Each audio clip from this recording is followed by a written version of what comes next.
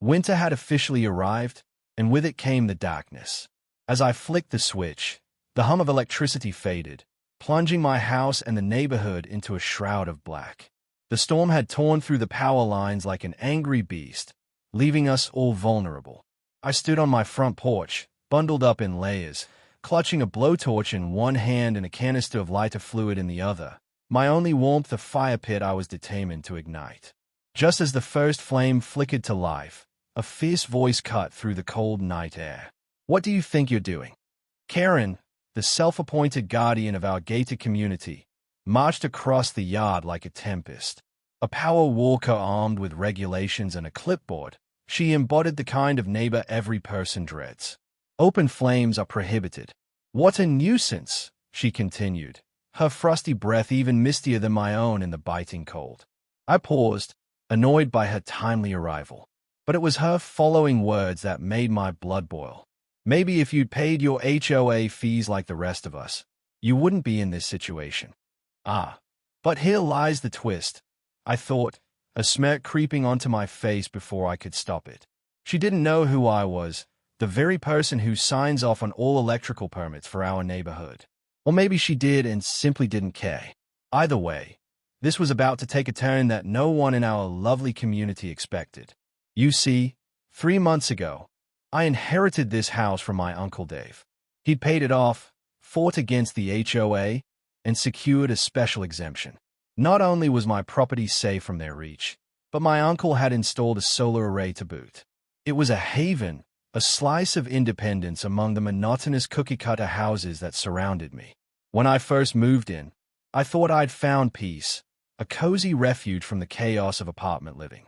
However, the idyllic suburb quickly transformed into a cage. The HOA, tightly run by Karen, was a beast hungry for dues and compliance. Each house an adoring follower, oblivious to the power structure at play. My first encounter with Karen had been a scripted nightmare. "All properties on this block fall under HOA expectations," she had chirped, waving around her outdated map like it held all the power in the world. I stood firm, showing her my deed. No HOA, no jurisdiction over me. But that only fueled her fire. The handwritten letters began, unsigned but unmistakably hers. "Consider painting your shutters beige for community cohesion," one read. Another, "Please reflect on your non-HOA status for everyone's benefit." Despite the onslaught, I held my ground. Karen was clearly trying to draw blood, but I wasn't the kind to be easily rattled. Behind my unassuming facade was an inspector for the grid, the guy who kept the power flowing, checked infrastructure, and issued permits. This little power struggle was far from over. The winter storm had put us both to the test, leaving the neighborhood without power. Yet here I was, firing up my pit while others huddled indoors, shivering and cursing the darkness. It had been my plan all along. I prepared to weather the storm on my terms, power and warmth unregulated by her archaic reign. But then came a night that altered everything. Karen, furious and eyeing my fire like it was a direct affront to her leadership, made her demands. "You will regret this," she sneered as I directed the flames to dance higher. Just moments later, I returned to my cozy blanket of warmth, a coffee in hand and a book in my lap. Little did I know, the real story had just begun. I woke the next morning to an unsettling silence. A creeping dread entered my gut as I stepped outside to find my electricity had vanished along with the rest of the neighborhood. My calm facade cracked, and I marched out to the transformer box, only to discover the clean cut of cables that sparked with betrayal. My main power line severed. A chill ran down my spine. In mere moments of fear and anger, confusion bloomed. My security camera, a small eye into the night, had been my savior. I gulped my coffee down hard, knowing I was about to see the enemy in action. As the footage played out, a man I recognized, one of Karen's HOA board members, snipped my power line as if taking scissors to a thread. He glanced back into the camera, a mischievous smile plastered on his face. I sat stunned, the atmosphere thickening as I processed what I had just witnessed. It wasn't just sabotage, it was a declaration of war. I called the sheriff. "Civil matter," they said, shrugging off my reports as kids messing with power lines. I dialed the HOA. I was met with miscommunication issues. My attorney merely chuckled when I told him the betrayal I had faced. Keep every record, he ordered. They've made this personal. But instead of spiraling, I coolly calculated my response. It was time for them to face the consequences of their arrogance. I started drafting inspection orders. All those permits would go through my office, and soon enough I would turn their little kingdom upside down. What Karen didn't realize was that her reign was built on fragile foundations. As I set the wheels in motion, I did what any good inspector does.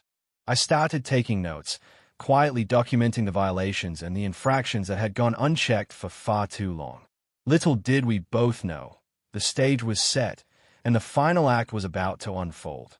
And as I lit my fire pit that evening, I did it not only to keep warm, but to warm my resolve. This was just the beginning. The flames flickered brighter in the dark, illuminating the path ahead, and I watched as the snow fell softly around me, unaware of the storm brewing in our HOA bureaucracy just waiting to be unleashed. As the flames flickered around me, I felt a rush of exhilaration mixed with a biting winter chill. The embers danced in the air, taunting the very darkness that Karen and her HOA had attempted to impose. With each crackle, I envisioned their crumbling structure, the oppressive rules they wielded like weapons beginning to unravel. The following day, I put my plan into action. I gathered every note, every unsigned letter, and every passive-aggressive communication Karen had ever sent my way. Those documents had served as the catalyst for her oppressive reign, and they needed to be exposed. I crafted a meticulous outline detailing every infraction, every violation that had gone unnoticed by the other residents, and every underhanded tactic she had employed to maintain control. With a determined heart, I submitted my inspection order to my office, completely within my rights. But there was a twist I hadn't expected. As I hit send, I felt a strange mix of anxiety and thrill course through me. There was no turning back now. I had stepped into a world fraught with power struggles and hidden motives. That evening, I casually returned to my porch, removing the security footage from my camera. I spent an hour scrutinizing video feeds from weeks prior, looking for any indication of wrongdoing among other board members. My heart raced when I came across footage of subtle exchanges between Karen and one of her allies, whispering conspiratorially while looking around like children caught in mischief. I knew I had struck gold. What I discovered pushed me further down a rabbit hole I hadn't anticipated. The board members were not only complicit in her schemes, they seemed to be benefiting personally, skimming funds and threatening residents who dared to question their authority. This realization spiraled my plan into a new dimension. It wasn't just about Karen. It was about an entire scheme of exploitation, and I now had the means to prove it. Despite the risk, I decided to share my findings with a trusted neighbor, Greg. He had always appeared skeptical of Karen's rules, and as I laid out my evidence, his eyes widened. "You're onto something big," he said in disbelief. "But this won't be easy. They have a tight grip on this place." I smiled faintly, my resolve strengthening. Nothing worthwhile ever is. The next few days unfolded in a blur. I meticulously compiled documents, photographs, and recorded transactions, laying bare the corruption behind Karen's reign. Each meeting I had with Greg grew more charged as we rallied a small group of neighbors who shared similar grievances. Together, we approached other residents, urging them to come forward and share their experiences. Then came a breakthrough. Linda, the sweet older lady who had once baked the world's driest banana bread, stepped up with her own grievances, just as I had suspected. "I've been paying extra dues for years now because of a supposed violation of a shadow line," she confessed, eyes wide with shock. "I didn't even know that wasn't real." It was more evidence, and her heart-wrenching story gave our movement a face. Each revelation brought new allies, and the more people who banded together, the louder our collective voice became. After an anonymous tip-off, I learned that the state had caught wind of Karen's shoddy practices and was sending an inspection team to conduct a compliance review on the HOA's electrical infrastructure. This was it, the perfect opportunity to drag their secrets into the light. My gut churned as I prepared for the day and what was to come. If we played our cards right, the very foundation of Karen's empire could come crashing down. The day arrived like a brewing storm, dark clouds hanging low over our community. Eyes shifted nervously as residents gathered their courage. Karen and her board were cornered. They didn't have a clue what was coming. When the inspection crew pulled up in a bright orange truck emblazoned with the state seal, an air of anxious anticipation enveloped the neighborhood.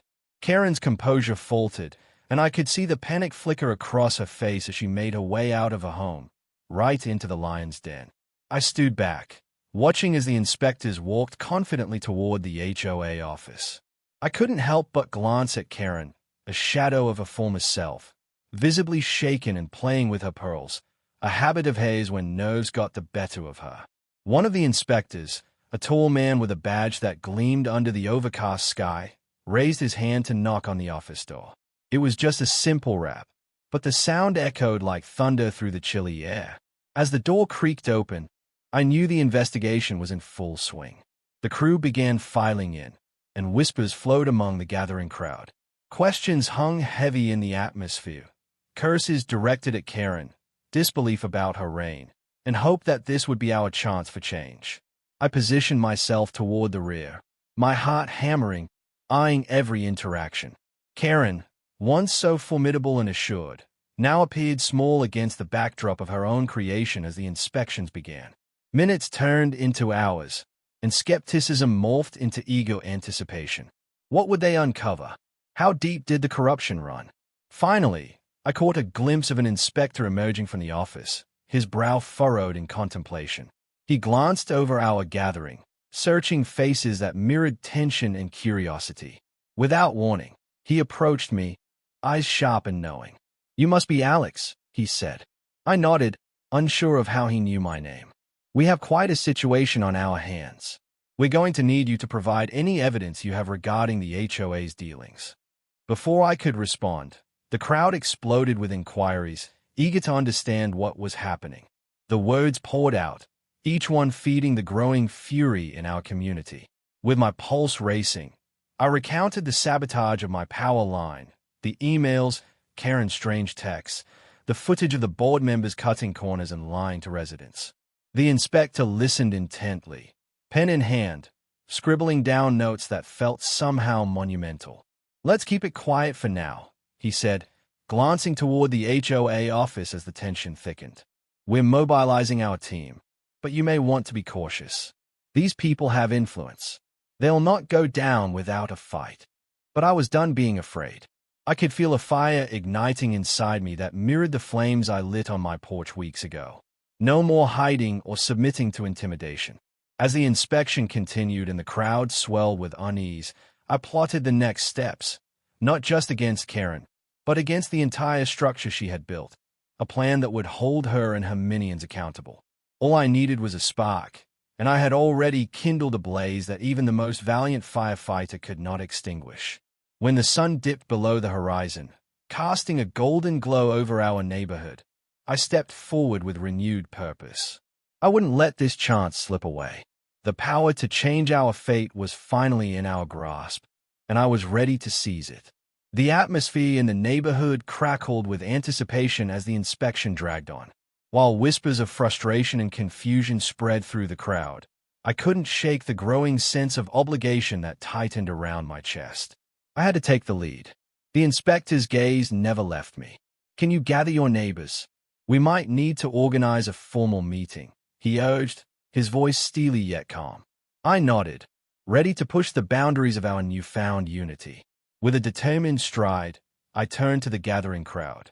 "Listen up," I shouted, my voice slicing through the whispers. "I need everyone's attention. There's a chance for us to take back control of our neighborhood. We can no longer let Karen run the show and make decisions that cost us money and peace of mind."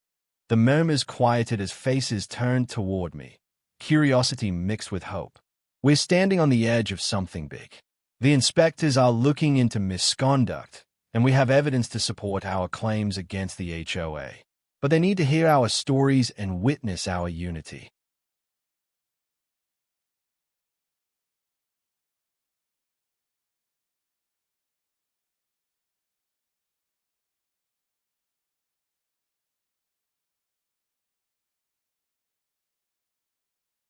The energy surged in the crowd as a few neighbors began to rally behind me, urging others to step forward and share their experiences.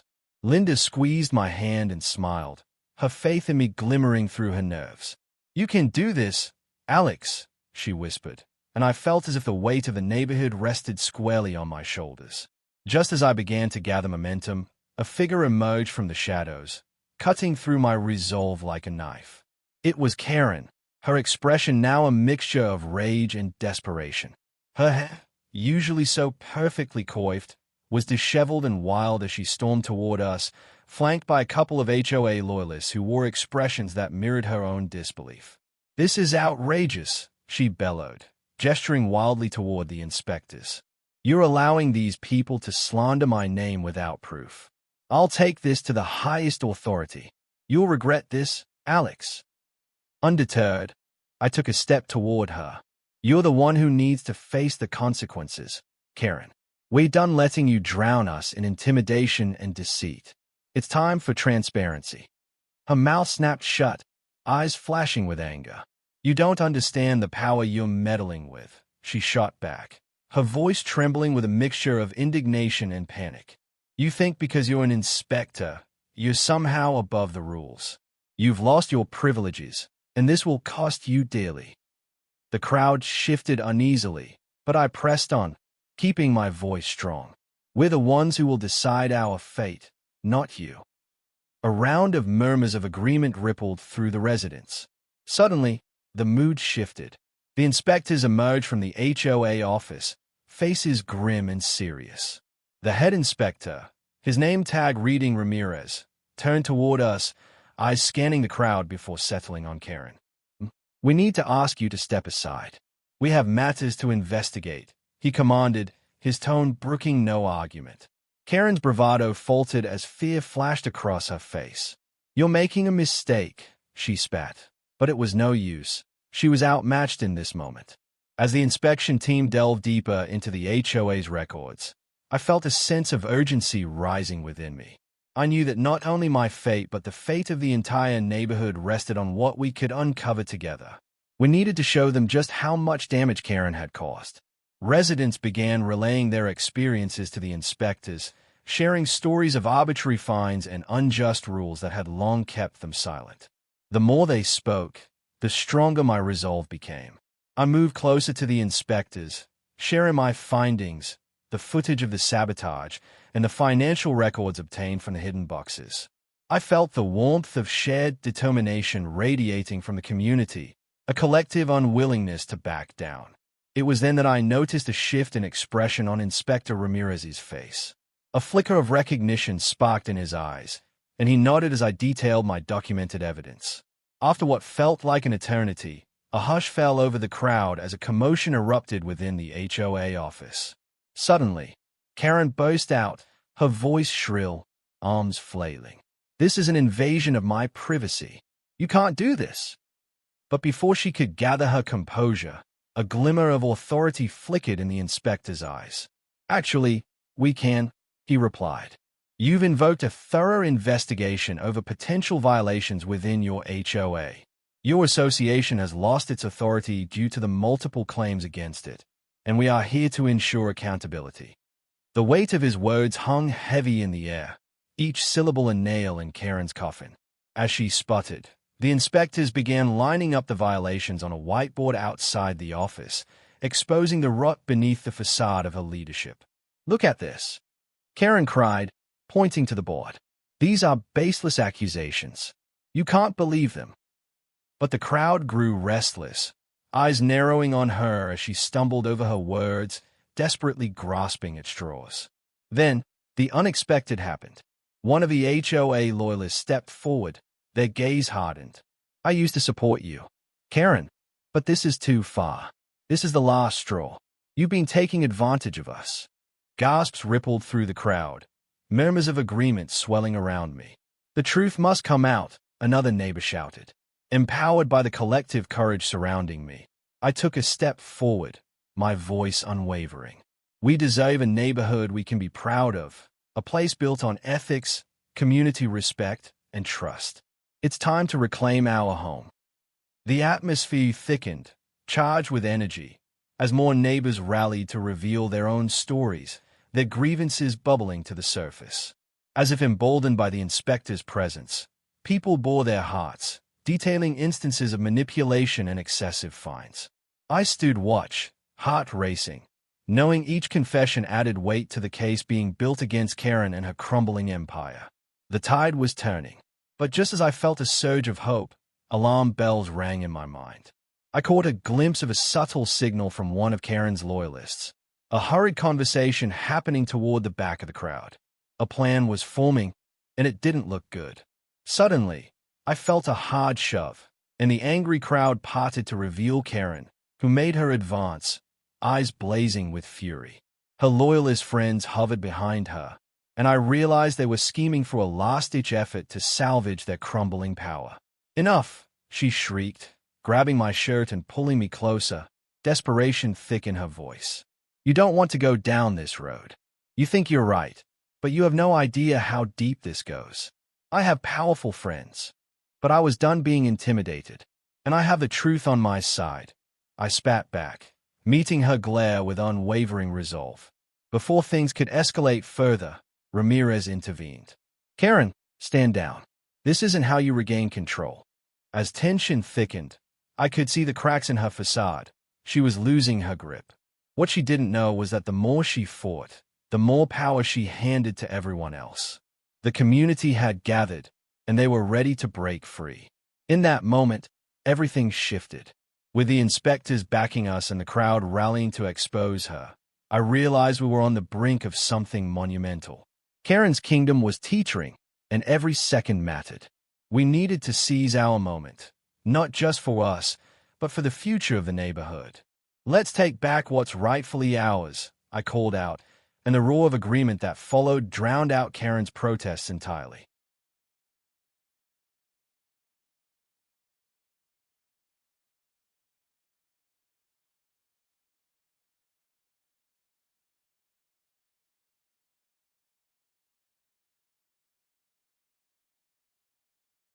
With the inspectors documenting the chaos around us and the support of my neighbors at my back, I knew this fight was about accountability, about truth, and about the bonds that would bring us all together.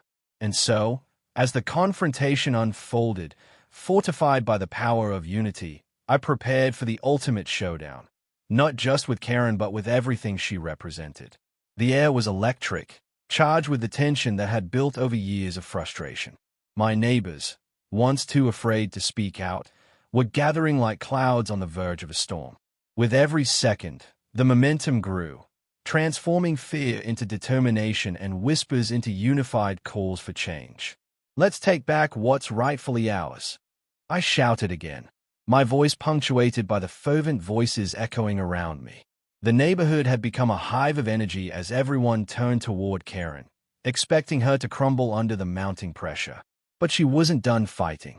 With a swift and furious gesture, she turned back to the inspectors, desperation spilling from her lips. "You can't believe these people. They've been riled up. Their complaints are nothing but fabrications." Inspector Ramirez held his ground, eyes locked on her as if challenging her to continue. "All we're asking for is the truth. Every complaint will be investigated, and it's your actions that will dictate the outcome." With her facade fracturing, she flicked her gaze toward her loyalists, summoning them with a determined nod. They moved closer, but the crowd closed ranks around me, shielding me from their looming threat. I knew this was a pivotal moment. We needed to harness the anger and resolve of our community. "Karen," I shouted, stepping forward. "You've controlled this community for too long. You've used intimidation and lies. But today, the tides are shifting." The neighbors rallied behind me, their anger palpable, each voice rising like a wave crashing against the shore. "Enough of the deceit. We want transparency," someone shouted, and others took up the cry, creating a symphonic shout that resonated through the streets. The surge of collective will felt invincible. In a twist, however, Karen smiled, a chilling expression that sent a shiver down my back. "You fools think you're winning, but you have no idea about the depths of my connections," she hissed. Behind her, the loyalists pulled out their phones, faces suddenly serious. I felt dread wash over me. What were they planning? But before I could react, Karen raised a hand. You want to play this game? Let's play. Her voice echoed with a confidence that rattled the air, and something dark flickered in her eyes. Just then, a squad of subs swept around the corner, lights flashing. The sudden appearance of dark glasses and cold faces sent shockwaves through the crowd. Karen's loyalist connection had brought backup, the very last thing I had expected. You'll regret this, Alex, she shouted, the triumph in her voice mingling with an unsettling authority. Fear gripped the gathering, yet I held my ground, grappling with the panic that threatened to spill over. It was a pivotal moment, the precipice of chaos. I could practically feel the tension stretching like a taut wire, and I knew that I had to act quickly before my neighbor's resolve wavered any further. Inspired, I raised my voice to rally them. Don't let fear win. Remember why we're here. We've suffered in silence for too long. We are not helpless. We are a community. The words tumbled from my mouth, a call to arms echoing through the streets. The inspectors, sensing the tide of emotion, stepped forward, their authority piercing through Karen's chaos. We will investigate, and your backup won't intimidate us, Ramirez declared, watching the squad that had emerged with narrowed eyes. This isn't how civil matters are resolved.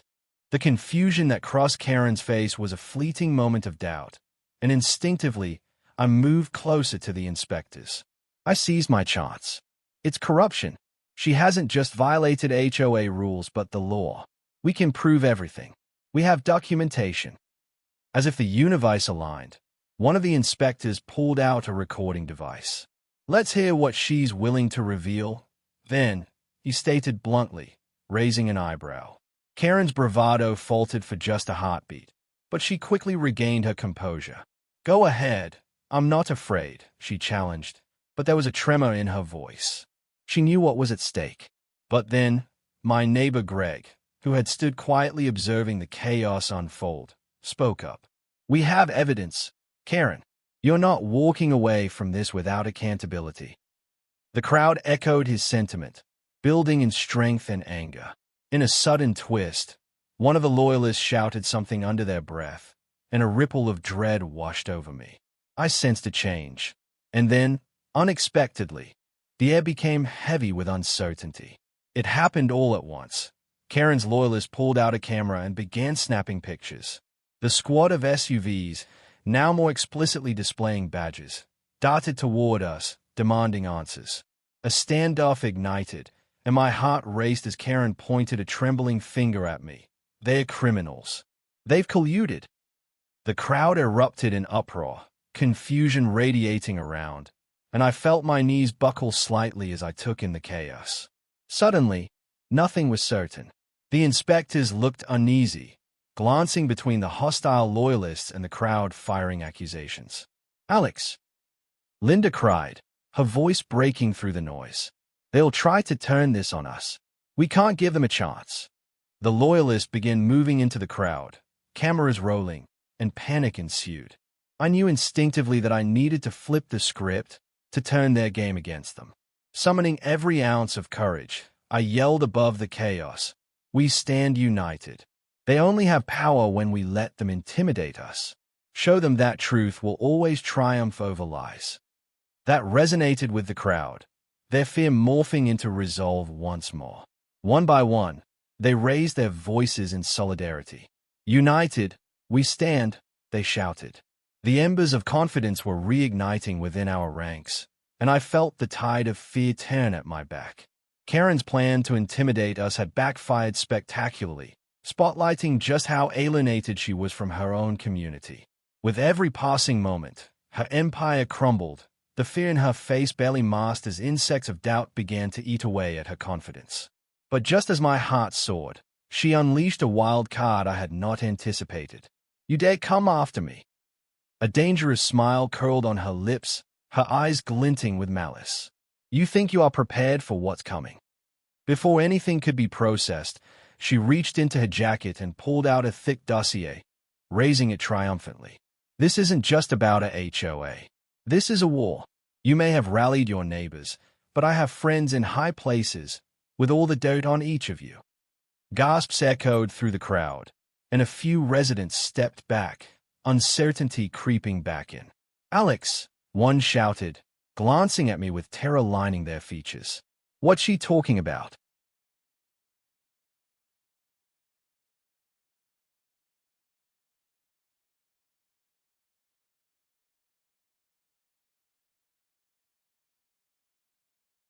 In that heartbeat, time seemed to freeze. My pulse raced as I forced myself to stand tall, heart pounding against my chest. This was it, a make-or-break moment that would define everything. Without a second thought, I stepped toward the inspectors with renewed vigor. "Then let's get their names. Let's unravel this web. If she has connections, then we'll bring those connections into the light." The tension in the air thickened, but the resolve flickering in my neighbor's eyes ignited and spread once more, pushing away doubt where it had momentarily settled. Together, our voices harmonized into a battle cry, "Bring it on."